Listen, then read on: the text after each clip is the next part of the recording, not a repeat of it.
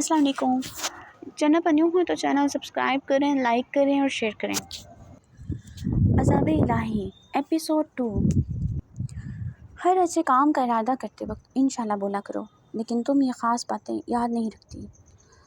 ہماری راہ میں رکاوٹ بس ہماری خراب نیت بنتی ہے، جس طرح سانس لینا ایک فطرت ہے۔ زبیدہ بیگم کی نظریں سبزی پر تھیں اور نساء کو نہیں دیکھ رہی تھیں، جس کے ماتھے پر بل اور اکتاہٹ سے سر جھٹک رہی تھی۔ اسی طرح اللہ کا ذکر کرنا بھی ہماری فطرت میں شامل ہوگا تو بہت سے مسائل بنا ہمیں تکلیف پہنچائے اللہ کی رحمت اور فضل سے حل ہو جائیں گے۔ امی، آپ ذرا سی بات پر اتنی لمبی بات جو بول رہی ہیں، اس کا کیا فائدہ؟ آج کی دنیا ان باتوں کو اہمیت نہیں دیتی۔ جو جتنا عاجز ہو کر چلتا ہے، لوگ ان کو دبائے چلے جاتے ہیں، اور فائدہ اور حکمرانی صرف اور صرف دبانے والے کو ملتی، چاہے دبنے والا نمازی ہو، ہر وقت درود شریف پڑھنے والا ہو۔ زبیدہ بیگم نساء کی بات سن کر تأسف اور افسوس سے سر ہلانے لگی۔ بیٹا، مجھے یقین نہیں آ رہا کہ میری نساء ایسی باتیں کر رہی ہے۔ آج کل اسکول میں پڑھانے کی بجائے پڑھنے تو نہیں جاتی ہو؟ نساء سر جھٹک گئی۔ آپ کی ایک ہی سوچ ہے، اور وہ ہے بس دنیا میں دین ہمیشہ یاد رکھنا اور دنیا کے طور طریقے بھلا دینا۔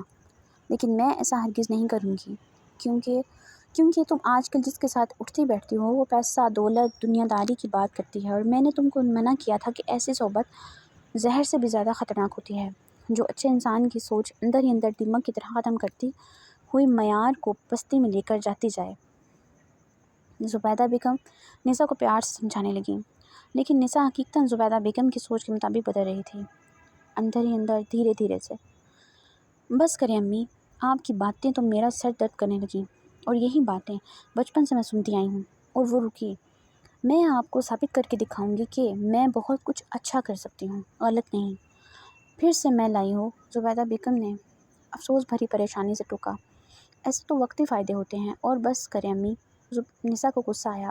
آپ مجھے بددعا دے رہی ہیں؟ نہیں، بددعا نہیں، سمجھا رہی ہوں بس، زبیدہ بیگم اطمینان سے کہتی ہیں۔ کچن میں چلی گئی۔ اولاد کی تربیت، خاص لڑکی کی تربیت، اس کے پیدا ہوتے ہی شروع ہو جاتی ہے۔ جب لڑکی بڑی ہو کر کسی کی باتوں میں آ کر گٹی میں ملی سمجھ اور خون میں گھلی تربیت بھلانے لگے تو زور زبردستی سے کچھ بھی حاصل نہیں ہوتا۔ ماں باپ کو بددعا کو سمجھانا کہہ رہی ہیں؟ نساء غصہ میں بڑبڑاتی ہوئی کمرے میں جانے والی تھی کہ ڈور بیل ہوئی۔ نساء نے بنا پوچھے ہی دروازہ کھول دیا۔ جی کون؟ زبیدہ بیگم کچن کی کھڑکی سے دیکھا۔ نساء نے بنا پوچھے ہی دروازہ کھول دیا۔ آنے والا بہت گہری نظروں سے دیکھ رہا تھا۔ کون ہے یہ تو کوئی امیر بندہ لگتا ہے۔ ہمارے رشتہ دار تو سب کے سب کنگلے۔ جی، میں نذیر صاحب سے مل سکتا ہوں؟ کون ہے بیٹا باہر؟ نساء کے کچھ کہنے سے پہلے ہی زبیدہ بیگم آ گئیں۔ جی، میں بہراج ہوں، نذیر صاحب سے ملنا چاہتا ہوں۔ کون بہراج؟ زبیدہ بیگم سوالی نظروں سے دیکھا۔ نذیر صاحب کے چچا زاد کا بیٹا۔ اوہ اچھا، کہاں چلے گئے تھے تم بیٹا؟ اندر آ جاؤ بیٹا۔ اس کے لیے گیسٹ روم چلی گئیں۔ بیٹا چائے لاؤ بھائی کے لیے۔ نساء جو اب تک حیران تھی، ایسے بھی کوئی رشتہ دار ہیں ہمارے؟ جی امی، ابھی لائے، اور بابا کو بھی کال کر کے بتاؤ۔ اس سے باتیں کرتی ہوئی اندر لے آئیں۔ کچھ دیر تک نساء چائے اور لوازمات لائی اور خود بھی وہیں بیٹھنے لگی تھی کہ زبیدہ بیگم کی زبردست کھوری دیکھ کر باہر آ گئی۔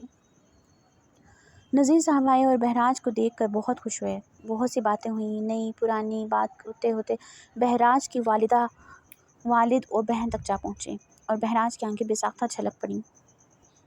نذیر صاحب اسے گلے لگائے دلاسا دینے لگے۔ ان کے گھر کے باہر ایک مخلوق کھڑی تھی، بڑی بڑی ٹانگیں، آنکھیں بڑی، بہت بڑی اور خوفناک آنکھیں، جسے خون اشام کہتے ہیں، ہڈیاں ابھری ہوئیں اور بے حد بڑے پر۔ وہ مخلوق بہت خوفناک تھی۔ منہ کھولتا تو ایک سالم انسان نکل جائے۔ دیکھو بیٹا، شمسہ بہن نے بہت ہی چھوٹ دی تھی تمہاری بہن کو۔ تربیت تو بچی کی ایک دفعہ ہوتی ہے، وہ وقت اس کے لڑکپن تک کا ہوتا ہے۔ وہی تربیت پھر جوانی میں اسے صحیح راستے پر چلاتی ہے۔ یہ بات تو ٹھیک کہی تھی، یہ سوچ کر کے بہراج سمجھ رہا ہے اور سمجھے گا، لیکن مقابل کا چہرہ اور سوچ جانے بنا کی تھی۔ ہماری بیٹی بھی تو ہے نا، کیسی اچھی تربیت کی اس کی ماں نے، سارے محلے والی تعریف کرتے ہیں، جہاں جاتی ہے ہمیں خوش کر دیتی ہے، اور یہ بات تو مہر لگ گئی ان کی بربادی پر۔ ان کا رخ سامنے تھا۔ بات مکمل کر کے انہوں نے بہراج کو دیکھا جو چہرہ دوسرے رخ کیے تھا۔ نذیر صاحب کو لگا کہ وہ آنسو چھپا رہا ہے، اسی لیے وہ بہراج کے کندھے پر بازو پھیلائے اسے خود کے ساتھ لگا گئے۔ بہراج کی آنکھیں لہو رنگ تھیں، آنکھیں ہی کیا پورا چہرہ ہی۔ اس کی آنکھوں میں اتنا تنفر اور آگ تھی کہ اگر دیکھ لیتے تو اسی وقت راکھ کا ڈھیر بن جاتے۔ باہر ڈور بیل کی آواز آئی تو بہراج جلدی سے بظاہر آنسو صاف کرتے ہوئے ایک جھٹکے سے نذیر صاحب سے الگ ہوا۔ میں نے اپنے دوست کو بلایا تھا، وہی آیا ہوگا، میں دیکھتا ہوں۔ آنسو صاف نذیر صاحب کو دکھانے کو کیے، ورنہ آنسو تو کب کے سوکھ گئے۔ باہر زبیدہ بیگم نے کون ہے کہا۔ بہراج وہاں پہنچا۔ آنٹی میرا دوست ہے، آتے ہوئے اس کو بتایا تھا، وہی آیا ہوگا۔ وہ جلدی سے کہہ کر دروازہ کھول چکا تھا۔ زبیدہ بیگم کچھ عجیب سا لگا مگر خاموشی سے پلٹ گئیں۔ باہر کون تھا؟